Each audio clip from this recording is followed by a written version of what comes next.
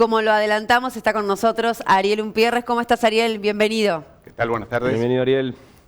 Bueno, economía. Sí, por supuesto. La economía, el gran tema que nos aborda en estos tiempos. Siempre la economía está presente en el debate, Ariel, ¿no?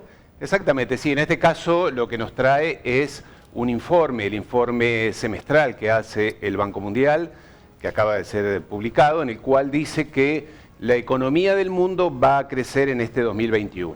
Bueno, claro, frente a lo que veníamos del 2020 con una tremenda crisis, como la que todos sabemos, realmente se espera que así sea. En el caso específico de América Latina, el Banco Mundial prevé un crecimiento del 5,2%. Pero claro, si lo comparamos con que perdió América Latina un 6 y pico, 7%, estamos hablando todavía muy lejos de recuperar lo que se perdió. Específicamente, y doy algunos datos sobre países. En el caso de Brasil, va a recuperar algo así como el 4,5%, pero había perdido el 4%, o sea que está más o menos nivelado. México está muy lejos, Argentina está muy lejos, recuperaría algo así como un 6% frente a un 10% de lo que perdió. Colombia, Chile, el resto de los países más o menos parecido. Estados Unidos sí, claro, y ya no hablamos de América Latina obviamente, está en un 7% frente a lo que perdió un 3%, y el que se va para arriba obviamente es China, con un crecimiento aproximado de un 8,5%. No obstante, el Banco Mundial ya avisa, y esto es lo inusual a quienes nos ocupamos de mirar las estadísticas de los organismos internacionales, habitualmente nos sorprende estos dos comentarios que hizo el Banco Mundial. En primer lugar, que de todas maneras 100 millones de personas en el mundo han caído por debajo de la línea de pobreza, es decir, que van a vivir con algo así como menos de un $1.50 por día, y esto es realmente catastrófico. La economía mundial ha retrocedido bruscamente. Y lo segundo que dice el Banco Mundial, y esto es lo preocupante, es que más o menos la mayoría de los países le va a llevar años recuperar el nivel que tenían antes de la pandemia. Bien. ¿Cómo estaba la economía antes de todo si se quiere, bueno, momento que parecía algo más corto, que arrancó a nivel global fines de 2019, bueno, aquí lo sentimos más en lo que es marzo del 2020, pero ¿cómo estaba básicamente el panorama global a nivel económico, Ariel? Claro, lo escribimos quienes nos ocupamos de este tema a fines del 2019. El mundo estaba al borde de un crack financiero, de una crisis económica brutal. Es más, quienes seguimos de cerca estos temas, nos sorprendió al inicio de la pandemia la importancia que se le dio a la pandemia. Es decir, desde el punto de vista público, tanta difusión, tantos datos, porque parecía que lo que intentaban hacer las élites mundiales, los grandes medios de comunicación y quienes dirigen el planeta era tapar esa crisis que se venía. Te recuerdo algunos datos. Macron en Francia, Francia con los chalecos amarillos estaba en una explosión social impresionante. La que se caía era Italia, era cuestión de semanas, se caían los bancos italianos, había un mega quiebre de bancos en Italia. España y Portugal pendían de un hilo. Estados Unidos, al ser dueño de la máquina que emite los dólares, la pasaba un poco mejor, y en América Latina teníamos Chile, Colombia, Venezuela en explosión social. Entonces, veníamos rumbo al precipicio. Esto lo que ha hecho la pandemia quizás ha sido tapar o postergar sus efectos. Y Ariel, ¿de qué dependerá que la economía mundial se recupere?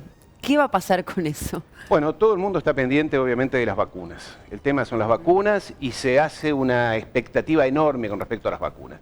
En el caso de América Latina, la expectativa, y estas cifras que acabo de dar del Banco Mundial, son muy parciales y engañosas en alguna medida, porque dicen que la recuperación en América Latina va a ser importante, aparentemente, pero sobre todo centrado en las materias primas. Es decir, en el caso de Argentina y Brasil, en la soja, principalmente en el maíz, en los granos. En otros países como Perú, como Bolivia, como Chile, en las materias primas como el cobre, como el cobalto, como el litio, en fin, minerales. En el caso de los países productores de petróleo, las cosas les vayan a ir mal porque el petróleo no ha aumentado, pero en realidad, y esto es lo importante, sabemos que estas materias primas no tienen un impacto directo en el empleo, en la riqueza real de la población. Generar riqueza para las clases medias, clases más populares. Estas exportaciones de materias primas le benefician a un pequeñísimo sector social y regional inclusive, con poco impacto, más allá de los números, para el resto de la sociedad. No generan empleo, no generan consumo, ¿verdad? Tema inflación. Sí. Ayer veía algún informe que hay alguna señal de alarma de la inflación en Estados Unidos. ¿Qué puede pasar con la inflación a nivel global también, Ariel? Bueno, lo que ha pasado aquí para quienes somos economistas es que se nos han quemado los papeles. Bolilla 1 de economía es emisión monetaria, inflación. Los países del mundo, los grandes países del mundo, Estados Unidos y Europa, emiten a mansalva, emiten masivamente. Para darte una idea, Estados Unidos emite 120.000 millones de dólares por mes, 120.000. La Unión Europea, el Banco Central Europeo, 80.000 millones. Y esto no genera inflación, no está produciendo inflación. La razón es muy sencilla y cuando uno investiga es que esa masa de dinero va a las grandes corporaciones, al manejo financiero de las grandes empresas, de la compra de bonos y los grandes inversores. Que una vez más, no impacta en el empleo, en la riqueza de las poblaciones, impacta en que las grandes empresas están en la especulación financiera. Lo habrás notado, iPhone, Apple, la dueña del iPhone, no genera innovaciones tecnológicas desde hace 4 o 5 años. Claro. Le cambia algo en la cámara, algunas cosas, algún detalle, pero lo fuerte de su negocio hoy es financiero. Entonces, todo el mundo está volcado a lo financiero y esto no repercute en inflación, que será lo lógico si hubiera más dinero circulando en consumo de las personas. Y hablemos del año 2022. Ya nos vamos un poco más allá. ¿Qué estimaciones o qué se puede hablar de la economía? ¿Qué estimaciones hay para la economía para ese año 2022? Bueno, los grandes organismos internacionales, FMI, Banco Mundial, CEPAL, en el caso de América Latina, están poniendo paños fríos. Nos están avisando, América Latina específicamente va a crecer poco, va a crecer lo que sean materias primas. Europa y Estados Unidos es un caso aparte, porque recordemos, ellos son los dueños de la máquina que emite dólares y son una gran potencia y además tiene mucha vocación de crecimiento ese país. Pero de todas maneras está muy complicado Estados Unidos también, hay muchísimo desempleo. Recordemos que en Estados Unidos el 12% de la población vive de planes sociales, lo que en América Latina serían ayudas para comer, es decir, 40 millones de personas. En Europa la situación, una vez que pase todo esto, va a volver a ponerse sobre el tapete la crisis social, la crisis económica, el endeudamiento. Los países están terriblemente endeudados, los gobiernos no tienen recursos para pagar esas deudas, entonces nuevamente vuelve la bicicleta financiera que crece. En todo caso, y para responder a tu pregunta, las previsiones son muy, muy bajas en lo que hace a esta parte del planeta. Claro. Asia y China es otro mundo, expansión, crecimiento, inversión, nuevos proyectos y demás. Una de las últimas de mi parte, Vane, bueno, si te queda alguna a vos también.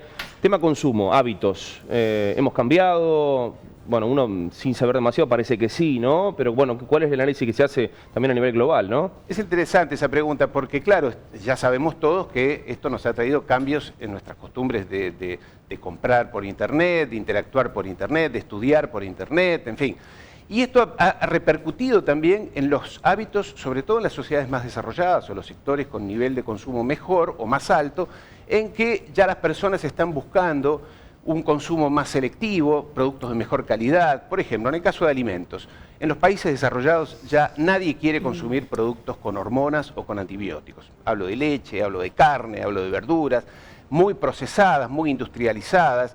Hay una exigencia de parte de una gran parte de la población del mundo de acostumbrarse a comer de mejor calidad, porque claro, ahora estamos todos encerrados, más o menos, depende de los países, y las personas han hecho el consumo, sobre todo de la alimentación, un ritual donde se busca mayor calidad, mejor higiene, mejor presentación, desde colores y olores. Hay una consultora francesa que acaba de hacer, que se dedica al marketing, que acaba de advertirles a través de un informe a las grandes empresas donde tienen que hacer un enorme esfuerzo para mejorar su calidad de productos porque las personas están cada vez más exigentes. Bien.